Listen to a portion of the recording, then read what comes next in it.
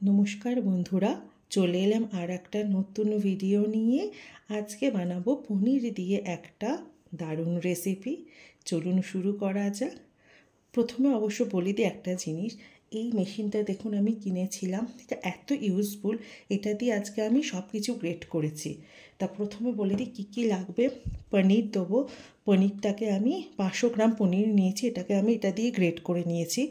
Tomato great করেছি, tomato, পেঁয়াজ কুচি, আদা রসুন বাটা, 1 চামচ দই, 1 চামচ বেসন, হলুদ, কাশ্মীরি মির্চি, ধনে গুঁড়ো, জিরে গুঁড়ো আর গরম মশলা, কাঁচা লঙ্কা আর কাসুরি মেথি। এইগুলো লাগবে। আমাদের বানাবো আজকে নতুন একটা রেসিপি, তার নাম পনির ভুর্জি। এটা রুটি পরোটা দিয়ে খুব সুন্দর খেতে লাগে। চলুন শুরু করা যাক।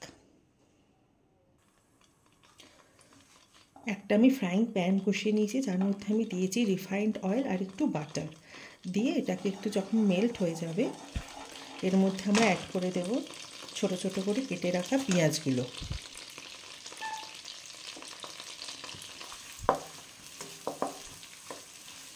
পেঁয়াজটা একটু ভাজা ভাজা হয়ে যাক। দেখুন হালকা গোলাপি গোলাপি একটু রং এসে গেছে। এবার একটু আঁচটাকে স্লো করে এর মধ্যে মিশিয়ে দেবো আদা রসুনের পেস্ট।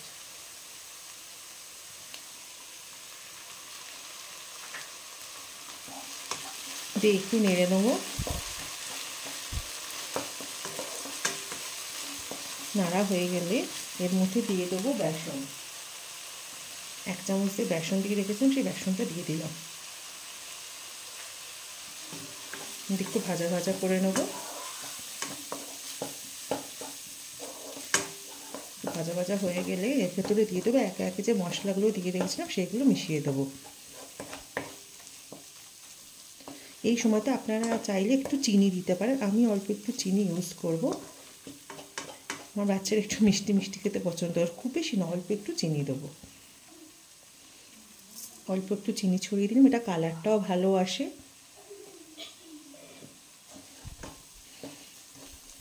এবার একটু হালকা নেড়ে যখন কাঁচা পেঁয়াজ রসুনের যে গন্ধটা, রসুনের যে আদার গন্ধটা চলে যাবে, এবার আমরা এর ভেতরে একে একে মশলাগুলো দিতে থাকবো।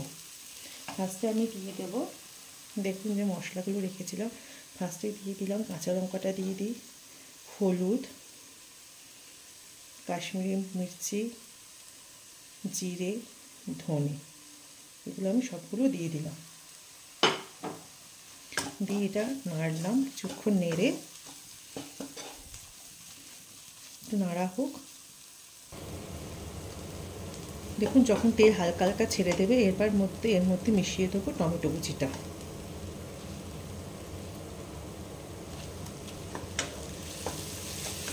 আমি আপনাকে প্রথমে যে আপনাদের একটা মেশিন দেখিয়েছিলাম, ওইটা দিয়ে আমি সব কিছু কেটেছি, খুব তাড়াতাড়ি হয়ে যায়। আপনারা ওটা ইউজ করে দেখতে পারেন। এই সময়তে 1 চামচ দই দিয়ে রেখেছিলাম, সেটাও দিয়ে দিলাম। দইটা দিলে খুব সুন্দর তেলটা ওপরে ভেসে ওঠে, এই জন্য দইটা দিলাম। দইটা দেওয়ার সময় একদম সিম করে রাখবেন।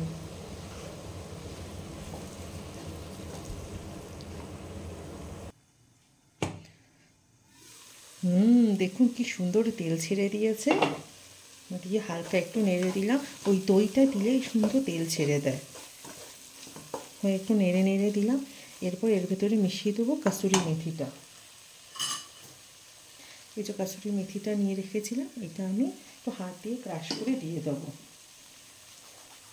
তাহলে ফ্লেভারটা ভালো আসে।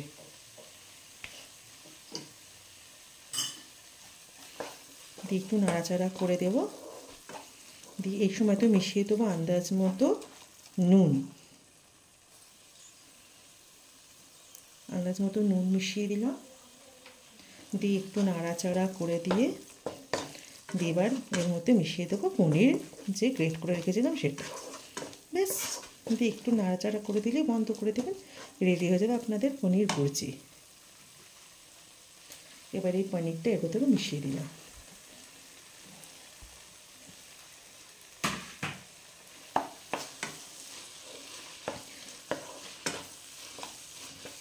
এটা বান দিয়েও পাউরুটি দিয়েও খাওয়া যায়। এটা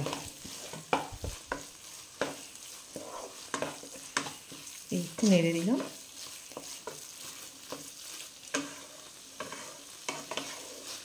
দিয়ে একটু ঢেকে রেখে দেবো।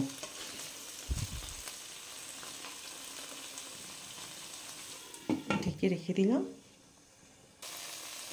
এবার এর মধ্যে একটু হালকা কিছুটা গরম জল মিশিয়ে দিলাম।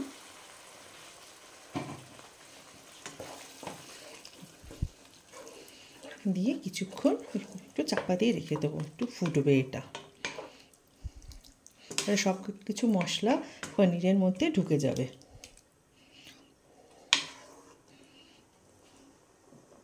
একটু চাপা দেওয়া দেখুন এটা এবার ফুটে গেছে। এবার এর মধ্যে আমি যে গরম মশলা রেখেছিলাম, এটা কাশ্মীরি শাহি পাউডার, এটাকে একটু ছড়িয়ে দিলাম উপর দিয়ে। দিয়ে একটু নাড়াচাড়া করে চাপা দিয়ে দেবো। দিয়ে 1 মিনিট মতো ফুটলেই রেডি হয়ে গেল আমাদের পনির ভুর্জি। এটা আবার একটু চাপা দিয়ে দিই। দিয়ে আঁচটা একটু স্লো করে দিলাম। 1 মিনিট হয়ে গেছে। চলুন এটাকে আবার প্লেটিং করে দিই। চলুন এবার দেখা যাক কেমন হয়েছে, অবশ্যই কমেন্টে জানাবেন। ধন্যবাদ।